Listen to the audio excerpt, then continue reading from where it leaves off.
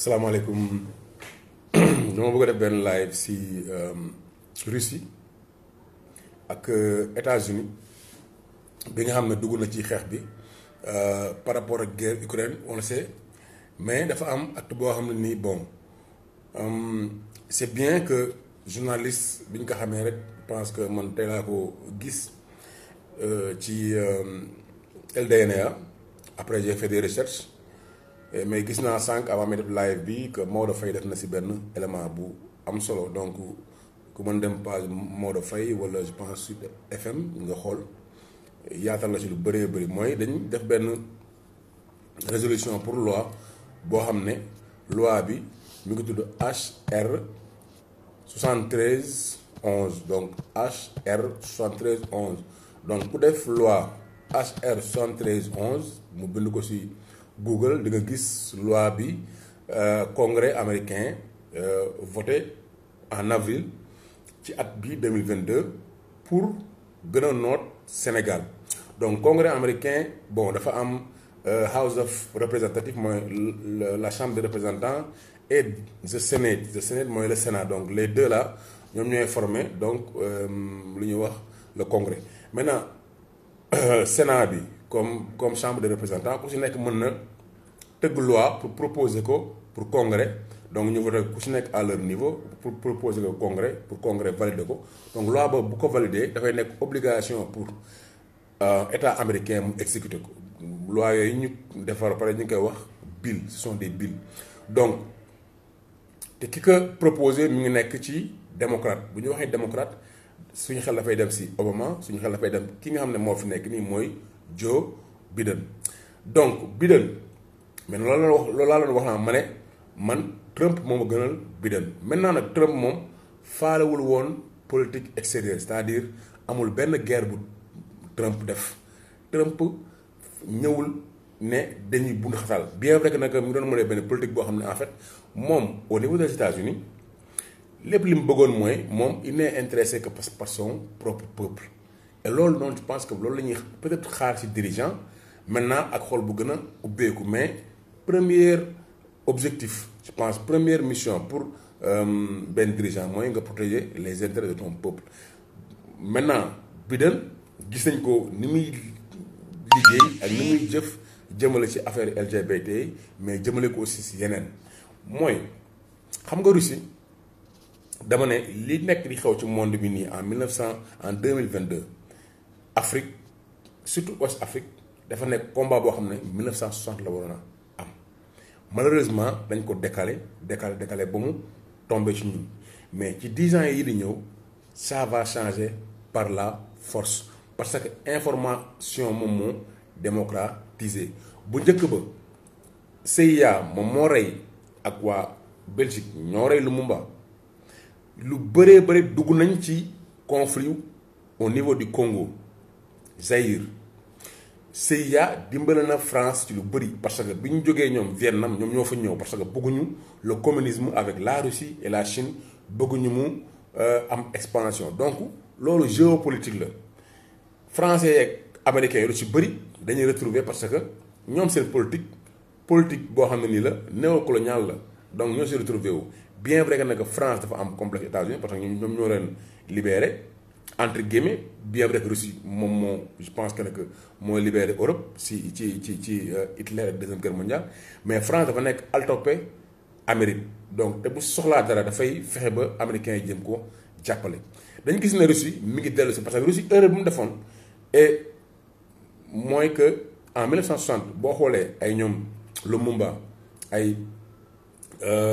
Modibo Keïta ay nu mu tuddati Sékou Touré ñooñu ñëpp amoon nañ relation ak Russie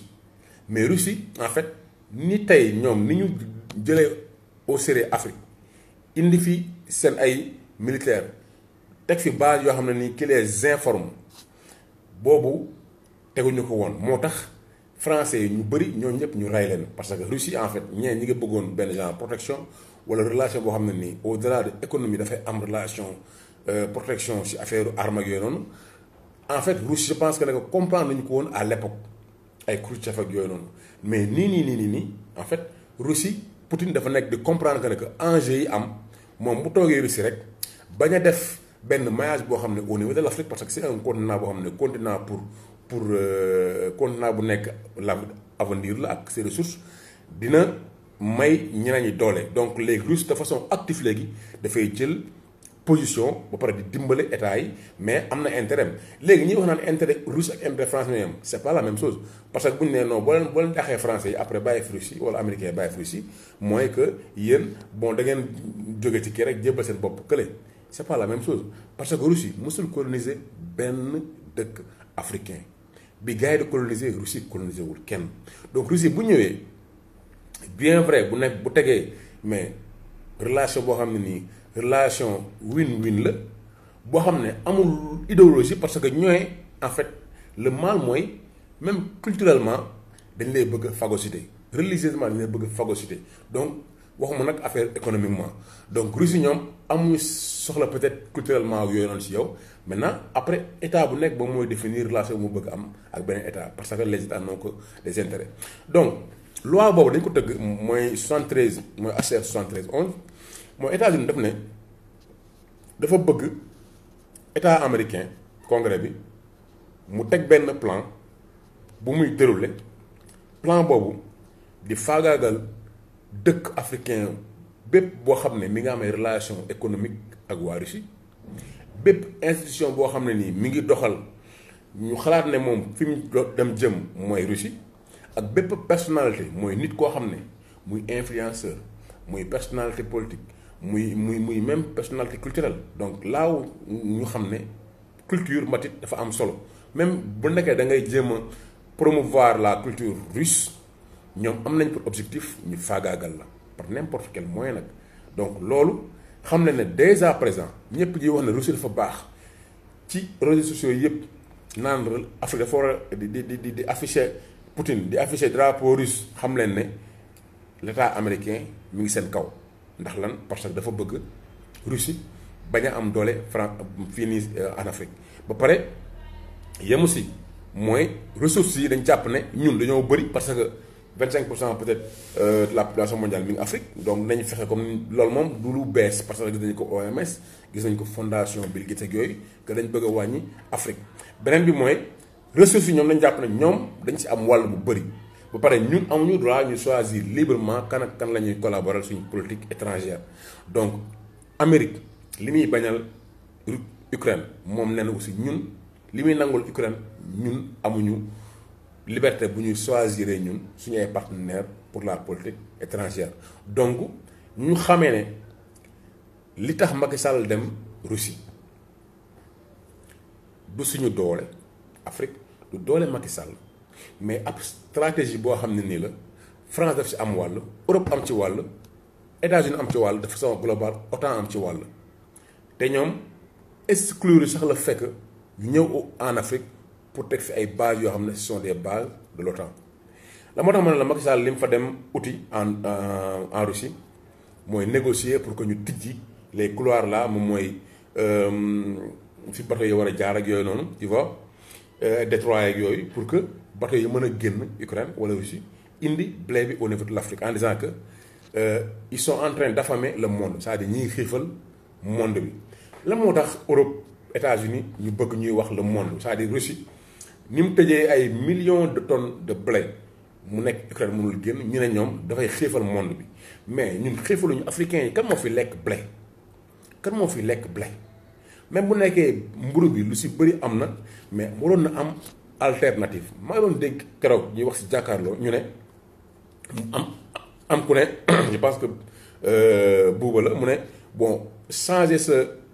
habitude alimentaire c'est difficile donc mënuñu ko changer du jour au lendemain effectivement dëgg la wax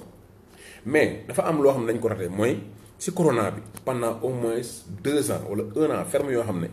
dañu tëj am na yu bëri yoo xam ne amuñu si woon accès ñu ne woon on est en guerre foofu la ñu raté le pourquoi ñu mënoon a changer suñu habitude alimentaire fexe ba muy mbokk mi muy dugub surga basi ak leneen ak leneen mu ñëwaat suñu habitude alimentaire parce que dëkk boo dem ci àdduna mi li ngay bay moom ngay dunde Sénégal rek ak yenn Afrique rek moom mooy bay loo xam ne du ko dunde da koy bay pour européens yi ceeb bi ni mu fa duggee mën nañ ko waxaat après gerte gi ni mu fa duggee mën nañ ko waxaat beneen yoon mais kan nga gis muy bay bu bayee ba pare du jël ci sàq du jël ci li muy bay dool ko ci sàq ji tëj ko pour dundee ko mais da xëy jël dem jaay ko pour jël xaalis boobu di jënd moom lu mu soxla xaalis boobu bu jeexee léegi muy demal naan leen jox ma bon wax avance ma léegi ak lële xam nga daal di dund lu ñuy wax soudure donc biñ kasee ñun la chaîne que da ngay bay di dundee te loolu noonu Mamadou Dia bëggoon ci def xeex bu am solo ah pour que Afrique Sénégal du moins mu arrêté culture de traite bi nga xam ne moom moo nekkoon comment dirais-je la culture de l'arachide Mamadou Dia dem na fi Russie mais boobu neexlu woon français yi te c'est l'une des causes pour lesquelles du moins ñu daal Senghor daal koy jiiñ pour wan ne Russie ñoom seen suñu relation ak ñoom nekkul fii yàgg na mais ñoom musuñu jël résolution comme ni ko Poutine defee ne gars yi dañuy xeex man dinaa ñëw xeex ak ñoom fii nii indi par exemple ay Wagner ak yooyu noonu mais Russie ñu wax ma wax leen dara mooy bi ñu reyee ay tirailleurs sénégalais ca Sasley nekk Lyon ñoo xam ne ay allemand ñoo doon jàpp dañ leen xàjjale africains yi mooy sénégalais yeeg maliens yeeg xam nga nigériens yeeg ñooñu ñëpp ñu ñuul dañ leen jàpp daal leen di indi nii français yi ñu indi leen ne la kenn reyu leen mais africains yu ñuul maghrébins yi mooy naar yi ak benn russe lañ jàpp ñu reyoon doon te looloon ni c'était en 1940 ñu doon doog commencé guerre bi pour dire que européens ñoom seen bopp nawlu woon ñu russes yi te loolu ça a été toujours loo xam ne en fait russes yi mënuñu ko nangu ndaxte ñoom dañ leen jàpp ne ñoom bokkuñu ak tubaab bi c'est comme si dafa am benn racisme boo xam ne ñoom mënuñu wax ne racisme la mais dans les faits loolu moo am parce que dañ yàgg boot di compter ak Russie donc Russie ñun dañ am loo xam ne ñun dañ koo bokk en commun muy culturellement mooy que ñoom Europe jàppuñu leen ay nit ñuy dem nag dem ba ñoom en intelligence en technologie ak loo mu espace lépp yàlla mayal ci dayoo boo xam ne ñoo jiitu waxuma Europe mais ñoo jiitu États-Unis donc aujourd'hui le gouvernement malien est en alerte parce que États-Unis ñoom wax nañ seen état congrès bi que defal plan pour bu nekkee ñoom war nañ rey parce que ñoom mën nañu rey Maodo mi ngi koy wax Maodo Faye mi ngi koy wax am nañ plan yoo xam ne nii bu nekkee nit sonal na leen mais dañuy fexe empoisonné ko dañuy fexe rey ko dañuy fexe nu ñu ko mën a rey dañ ko rey parce que seen intérêt la ñuy gis donc état yooyu amuñu ay gëm yàlla léegi li ñoom lu ñu gis mooy àdduna bi fii la nañ dund fii nii après yàlla amul bu ñu waree rey dañuy rey bu ñu waree bombardé dañuy bombardé bu ñu waree kii dañuy kii amuñu nawle donc Macky Sall bu demee mu jàpp ne moom dafa am importance boo xam ne moom dafay war a wax ak Poutine pour que Poutine libéré non on a fait que l'utiliser pour que liñ bëgg ñu libérer stock de blé boobu ñoom au lieu ñu ne Europe moo soxla blé bi dañaan monde bi moo ko soxla parce que gis nañ Union africaine sax après nag ñu si def ñoom seen éléments yu bëri France 24 ak LCI foo dem ñu tegal la photo Macky Sall xam nga donc ñun en tant qu'Africain on les utilise toujours pour loo xam ne tey jii mais nan la mën a benn guerre bu am fële foo xam ne ab seddaay moo fa nekk à des milliers et des milliers de kilomètres di fa am ñoom ñu ne dañoo xiif ndax guerre boobu moo fa am mais bu nekkee loolu moo am ah mais gouvernement bi nañ bàyyi donc ni ñu natee fexe ba mën a xeex am habitude alimentaire au niveau du corona mooy bi ñu ne tëj leen lépp ñu leb ay 1000 milliards yoo xam ne après gars yi dañ ko sàcc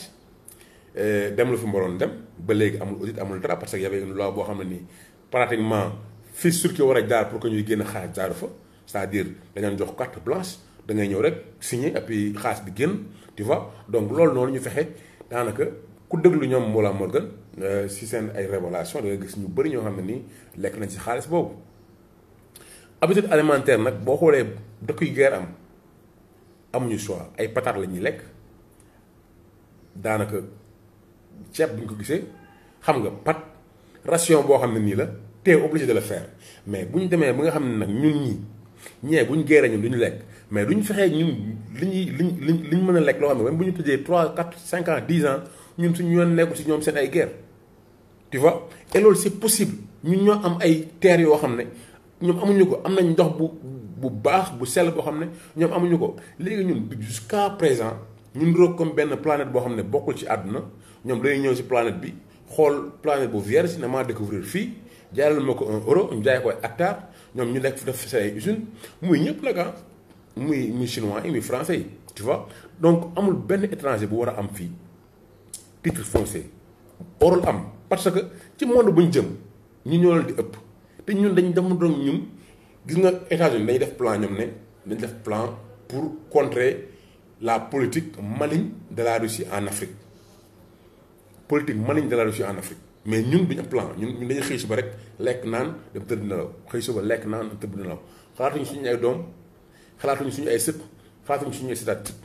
gis nga y a 2 jours tey sax dafa tàng comme nii gis nga ni atmosphère bi à Dakar mais gis nga y a une semaine y a je pense c'était le mercredi xaw ma ni asamaan si meloon xonk cur mu tàng mu poussière bu ñu changé wul ñun ni ñuy dundee di dagg garab yi fépp ñu koy def béton di jox suñu ay terrain ñële jox suñu ay terrain yi nekk ci géej ñu koy jox étranger yi d'ici ay 2025 2030 chaque jour temps boobu la ñu am fii Dakar ak dëkk yi ko topp chaque jour nag temps boobu la ñu am demal Yoff demal Cambérène demal Parcelles doo fa gis garab comment est-ce que les gens peuvent vivre comme ça ñun roog amuñu ministre de l'environnement donc pour tëj parce que bon maa ngi dem si peut-être beneen côté boo xam ne bon on pourrait faire benn débat ma jëm si Farba Ngom chaque fois dama koy jaawale Farba Senghor parce que bon ku si nekk am na koy def toj si sa kii et Farba Senghor maa ngi gis mu génnoon di wax ay affaire kii xam nga di joxe ay leçons xam nga Farba Senghor pour man il n'a pas de leçon à donner à personne moom moo fi waxoon ne Abdoulaye Wade gagné na entre les 2 tours malheureusement far Abdoulaye Wade nangu na moom perte na tu vois te boo xoolee 23 juin Farba Senghor moom moo nekk pratiquement la personne qui a déclenché les hostilités parce que moo ñëw fekk gars yi di manifester mu ànd ak ay garde corps am nekk fa di leen tooñ ba am ku ñu reyoon ci wetu këram foofu noonu te ay garde corps am ñoo ko reyoon moom am na ay vidéo yoo xam ne ñi ngi fi vidéo yooyu bi muy génn di daw policiers yi di ko yóbbu police plateau ñi ngi fi moom mu ànd ak doomam ànd ak benn tubaab benn ku jigéen tubaab xam nga naan fan la jëm on va au palais vidéo yi ñi ngi fi man yor naa vidéo yi rëch yoo xam ne kenn mësu ko diffuser tu vois daw ba doom ji daal lay dagg mu naan ko papa sama daal yi mu ne ko nañ dem bu ragal tubaab bi moom tubaab bu jigéen moom dafa foogoon ne ñi ngi rawaanaar pour moom après jeex na dee na bootul kii waat tu vois donc yow boo demoon ba nga nekk situation yooyu sa régime jeex ngay ñëwaat di raviver waat encore xam nga di tëggaat di dugal ñoo xam ne nii en fait ñooñu ñoo doon xeex pour loolu xam nga APR ñan ñoo 23 juin 2011 fan ngeen nekkoon ngeen bàyyi ñi nga xam ne ñoo defoon loolu nekkaat seen biir di leen xuppaat tu vois donc chaque peuple a le droit de résister à chaque fois que loi bi li nga xam ne moo ñu tënk dañ ko salfaañi donc Farba Ngom c'est pas la première fois ñu jàpp ko donc bii dañ ko sàcc 850 millions Farba Ngom jàppoon nañ ko aéroport France mu yore 36 000 euros daanaka ay 27 millions xaw ma 28 millions ñu laaj ko mu ne dafa bëgg a faju xaalis pour faju la ñu jàpp ko nangu xaalis bi parce que je pense waroo yor xaalis am na dañuy limité xaalis bi nga war a yor booy voyager donc moom dafay ñëw tibb rek dugal xaalis dem et puis Farba Senghor aussi il a pratiquement fait la même chose parce que am na ay temps ñu laajoon doomam prescription mais moom mu jàpp ne loolu saaga la xaw ma mu bind mu jox ko compte boo xam ne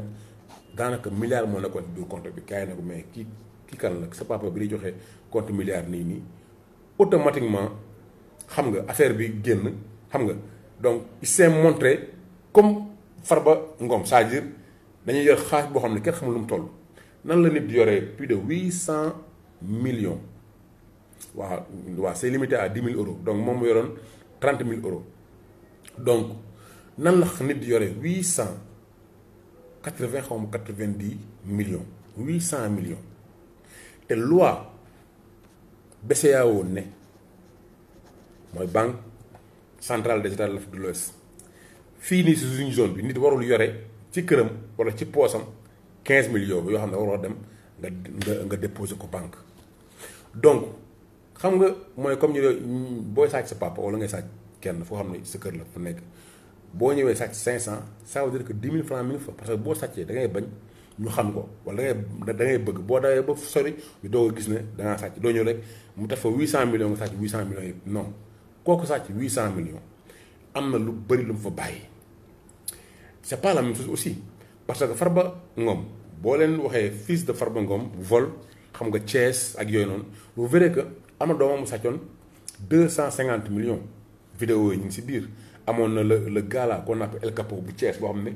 il était même impliqué parce que moom la jëloon bu doon jéem a lijjanti pour gis xaalis boobu ñu sàccoon ba ñu jàppoon benn gars yore nangu otoom si loolu noonu vidéo yi ñu ngi YouTube boo leen bindee da nga ko gis YouTube donc koo xam ne nii c'est pas la première fois c'est pas la deuxième fois ñu jàpp la nga yore ay nombre de devises xaalis bu toll noonu ci sa biir kër alors que la loi c'est la loi pourquoi ñu bàyyi ko kenn jàpp ko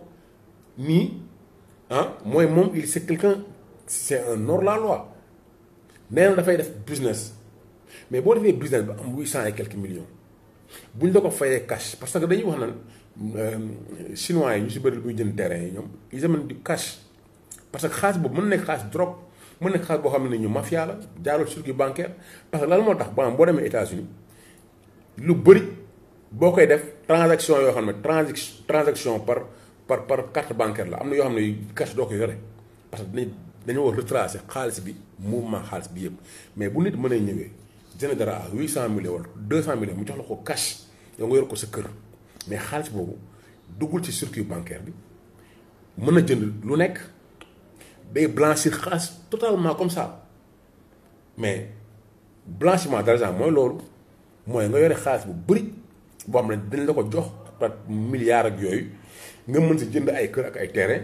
def ko mu nekk ay immeubles yoo xam ne muy jur beneen xaalis boo xam ne en fait ni nga amee xaalis boobu dafa jógee fu setul ñëw léegi nga koy setal léegi loolu dafay yàq économie léegi bu nekkee ne genre Farba Senghor genre Farba Ngom yi mën nañ am dans ce pays à plusieurs reprises ñu jàpp leen en flagrant délit ñu yor ay divisions yoo xam ne ni ñoom war nañ def enquête ipso facto fan ngeen jëlee xaalis bi lañ leen ko fayee fan ngeen liggéeyee ki leen ko fayee fan la ko jëlee ñu retracé ko ba xam xaalis bi fu mu jógee mais ñëpp motus et bouche cousue léegi nag boo defee lien ak problème Mansour Faye ak Gas El Salvador mi nga xam ne nii jël nañ ko diffamation et procès bi bu mu demee daanaka dañoo bàyyi lépp li ko Mansour Faye doon toppee xam nga lan lañ ko toppee après mooy je pense offense xaw ma nan à l'état affaire yi quoi c'est-à-dire moom ñu wax ko ne lan moo tax nga ne état bi GIE la mais li mu wax loolu lépp donc procureur dugal na ci loo xam ne en fait bokk si woon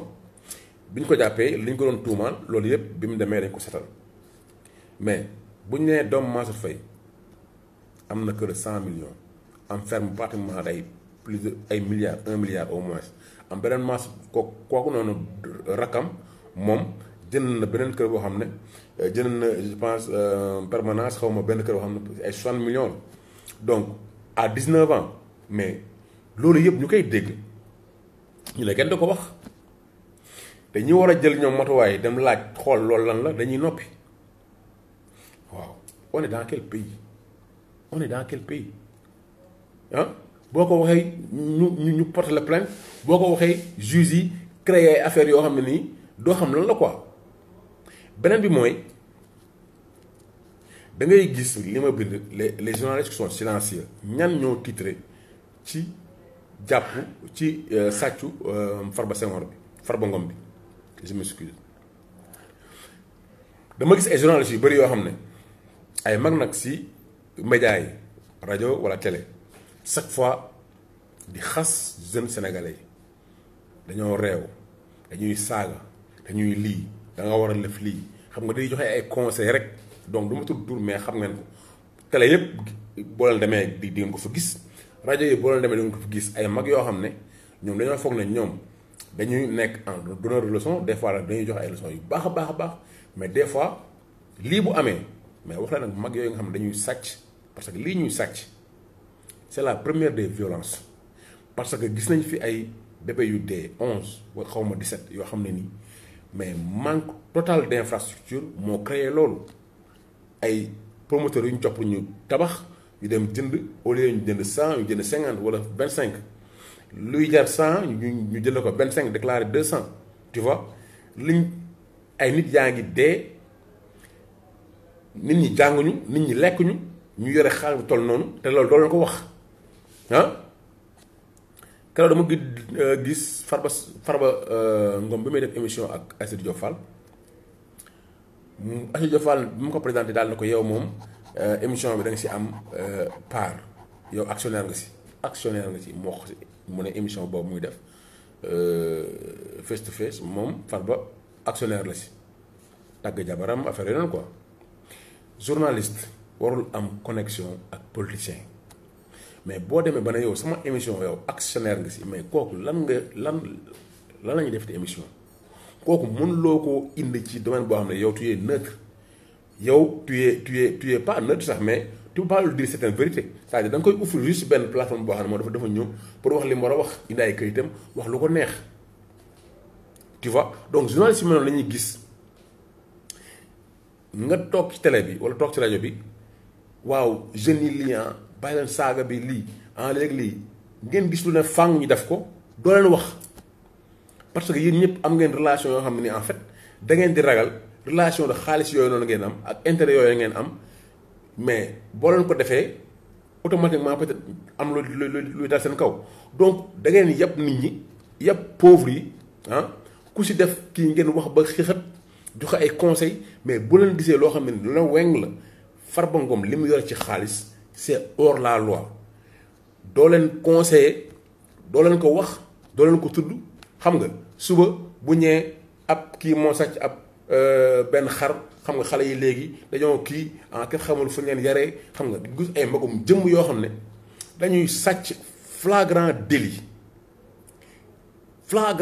parce que mais munoo nekk fonctionnaire mais nekk milliardaire c'est pas possible Marto ñaan wax na ko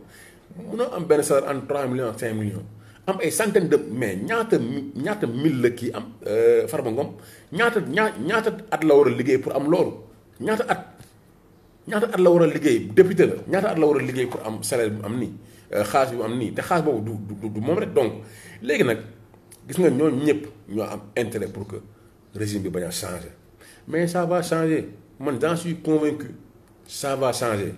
parce que li mënoon nekkatul li mu wax ne ci Russie bi c'est le monde qui est en train de changer muy Haïti muy Mali muy Guinée muy Niger yeneen xam nga ñëpp ñu ngi commencé changer keroog Afrique du Sud waa LDNA dañ fa dem ànd ak waa Afrique du Sud yi ñu woo ambassadeur France mu ne du génn